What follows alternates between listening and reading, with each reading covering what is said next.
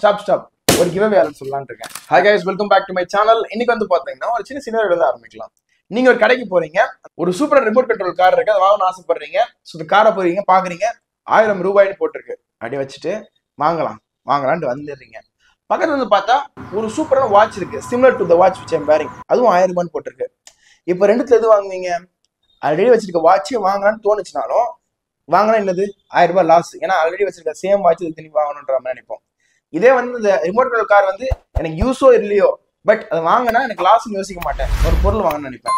இதோட ரீசன் வந்து பாத்தீங்கன்னா psychological bias called as loss aversion. என்ன அர்த்தம்னு பாத்தீங்கன்னா, எனக்கு வந்து 10 ரூபாய் சம்பாதிக்கிறது, அதாவது 10 ரூபாய் நான் சேவ் பண்றதை விட நான் வந்து 10 ரூபாய் லூஸ் பண்றது தான் எனக்கு வழி அதிகமா இருக்கும். லெட்ஸ் நான் ஸ்டாக் வாங்குறேன், அந்த ஸ்டாக்கோட காஸ்ட் வந்து பாத்தீங்கன்னா வச்சுக்கோங்களேன் 1000 ரூபாய். அந்த 1000 ரூபாய் ஸ்டாக் வந்து திடீர்னு 200 ரூபாய் லாஸ் ஆயிடுச்சு.